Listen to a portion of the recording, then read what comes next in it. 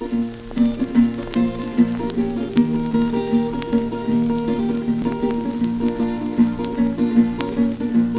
1991, some of the nonprofits decided they would hold a Philanthropy Day in Grand Junction. And they invited funders from the Front Range, because the majority of funders are on the Front Range. And on my drive back, I started thinking rural Colorado was getting left out of the mix. Most of the grants were going to the Front Range. And then this vision sort of started growing. The funders need to go to the nonprofits out in the state. The ANSCHUTZ Family Foundation was the one that initially started it and pushed. But CRC was definitely a huge help.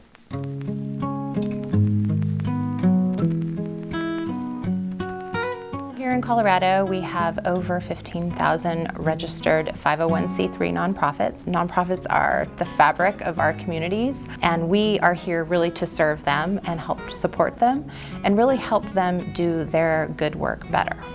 And what they face in terms of challenges in the Front Range is very different from what they face in rural Colorado. People who come to Summit County really want to be here, and they move here because the quality of life is incredible. But there's certainly a lot of challenges. Rural Philanthropy Days is an opportunity for those of us that are in more rural parts of the state to connect with funders, to help the funders learn a little bit more about the struggles that we might face in rural communities, and also help us learn a little bit more about what the funders are really interested in.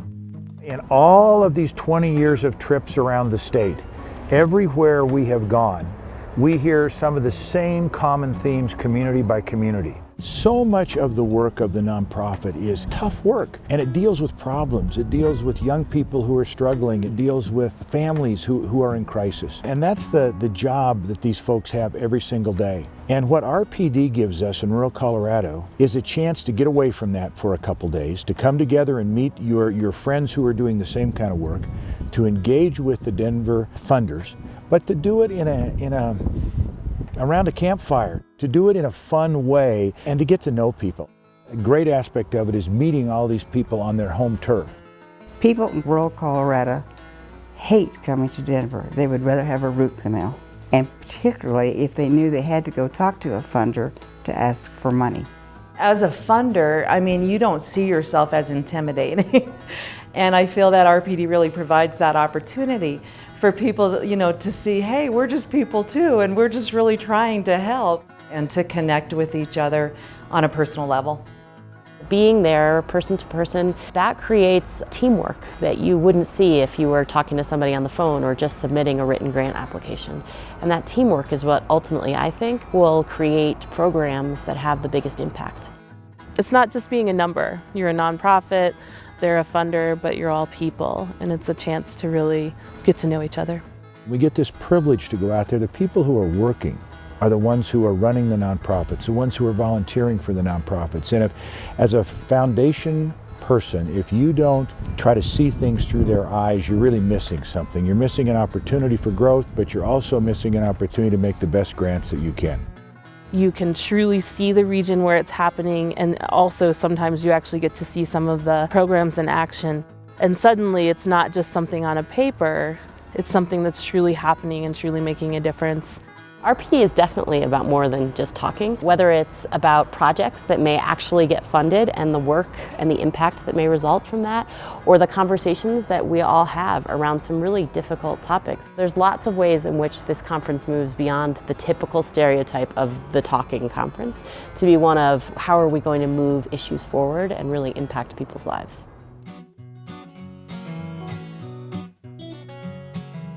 Steering committees are the heart and soul of any Rural Philanthropy Days conference. Usually a single steering committee of 20 to 30 people will dedicate over 2,000 hours in a given year to make this event happen. It's a lot of work for these communities, but they do a super job of putting this on. Each person on the committee is helping to play a part so that we can have this seamless event. The people from the local nonprofits, they're the ones in charge of RPD. They're the ones that kind of determine what that RPD is going to be all about. And I think that provides really a great leadership opportunity that they might not otherwise have within their community. Personally, I've loved it because of the relationships I've formed. You get to have a voice in what happens. You get to help shape what story is shared in your community, and that's really important. One awesome thing about RPD is that it offers an opportunity for skills building. One of the challenges, again, of being rural, a lot of the training opportunities that are offered are in Denver. And so with RPD, you can learn about grant writing, you can learn about board development, you can learn how to more effectively fundraise, which is all very important because you're soon going to potentially be writing grants to some funders that you met at RPD. One of the highlights of the RPD conference is the Funder Roundtable. The first one I went to, I was amazed because I was new to nonprofits, new to the whole process, and I was suddenly sitting down with funders, that day. It was such an easy way to just connect person to person. I had so many people say, you're the first funder I've ever met, and you are human, which is interesting to know. As a Summit County nonprofit, one of our biggest issues has always been physical space. We had a packed, tiny office without a welcoming area for families. And one of my first RPDs, I sat down with the USDA and was talking about all of our challenges. And Patty, who's the program officer for the USDA, piped up and said, well, we have a mortgage program that your organization would probably qualify for. And so we applied and we were granted $1 million mortgage. We bought a beautiful 4,000 square foot building, and as a result, it has improved all of the outcomes of all of the programs. And the impact on the families that we work with lives is really amazing. We were in the Northeast, and we had 5 communities come to us and ask us for digital projectors for their community theater, so that kids would have a place to go to movies on weekends. And so we were able to get the Film Society from Denver to meet with these folks to begin to buy projectors together. As foundations, we're charged with giving. That's our job. And the best way you can do that is by getting to know people. One of my favorite RPD memories was in Saguache, Colorado, listening to the cowboy poets and watching the funders doing some line dancing. It just felt like, what a great community to be involved in that can do such great important work but still have some fun too. I just can't stress enough the importance of reaching outside of the big city when it comes to rural grant making and understanding what people do and what they have to do in rural Colorado. You come away a different person, I think, and that's why the amount of giving, I think, has grown so much by the Denver funders. At the Summit Foundation, we have a big focus on impact. The impact that we make in our community as well as the impact that the nonprofits make. And I think that RPD is a great way for us to bring those nonprofits together to learn about the issues in our community and how we might be able to resolve those together. When we started, only $3 million was going to rural Colorado. As of last year, $403 million has gone to rural Colorado.